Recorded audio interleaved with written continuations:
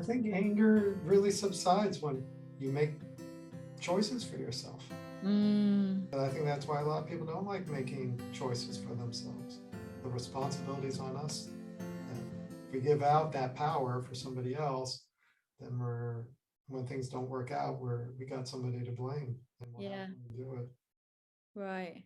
The people out there who I think are making choices and taking risk on significant levels, I think their anger probably dissipates quite a bit. I remember in an Amanae session, it was in a module, it was in training. So I was in training for about 3 years. So it was a lot, there was a lot of trips to Belgium and a lot of unlayering and unlayering and unlayering. And it was one where I got in touch with such rage. I suddenly realized I had the ability to kill somebody. I was like, oh, I didn't even know that was in there. Like, it just, I was like, I could kill somebody, like not in this moment, and hopefully I'll never be pushed to it. But it was. I remember it being really clear that was something that I had the capacity to do, and would do if I needed to.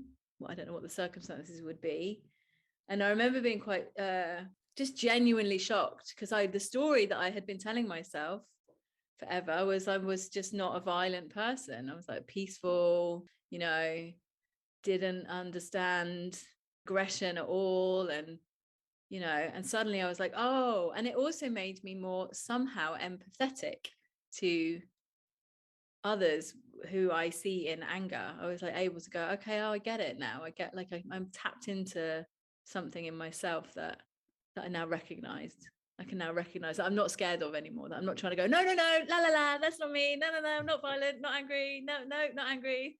Right, absolutely. I think that's a very important thing. You can be around other people's anger and you understand maybe the source of it, or there's a commonality, whatever. All you know is I'm less triggered being around those people. Right. I don't necessarily still want to hang out around it, but I'm not running away from it or towards it without really knowing what's going on. Right. I'm not in a kind of autopilot when it comes up. Most people are terrified of that anger. They don't want to admit there's a killer in them. And there just is. We are wild animals, domesticated animals, but we have a wild streak. And I think we need to contact it and know it's there. For a lot of people, acknowledging that it's there, they think it means it's going to run amok. Once I open that box, I am going to run people over on the street. Every person who cuts me off in the car, I'm going to ram them off the street, et cetera, et cetera. And I think it's the opposite. The opposite. Yeah, it's the opposite. Now, I think a vast majority of people, depending what culture they come from, anger is just a no-go zone. You're just going to get ridiculed, judged, ignored, pushed to the side. Oh, you're sad? Oh, come into my arms and you tell me all about it. We don't do angry people. So for a lot of us like that, I think just the words, I'm angry right now, is very powerful. We'll steer away from it really quickly. Yeah. A lot of people will start crying when they're angry. They're just so upset. They don't know how to do anger, and it just starts releasing as tears, but it's not very effective. They often don't feel better after that kind of cry. So for them to just say, yeah, I am angry.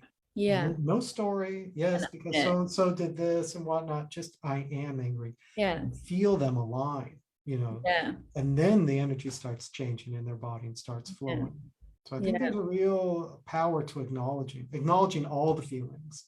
Right. I think anger is the hardest one to admit is there and to let up. Yeah, somebody sent me a Sam Harris. I don't know if you come across Sam Harris. He's a sort of meditation teacher, and I can't remember exactly what it was, but he's talking about exactly what we're talking about, which is acknowledging that you're feeling something and coming into the body and just feeling the kind of sensation of it.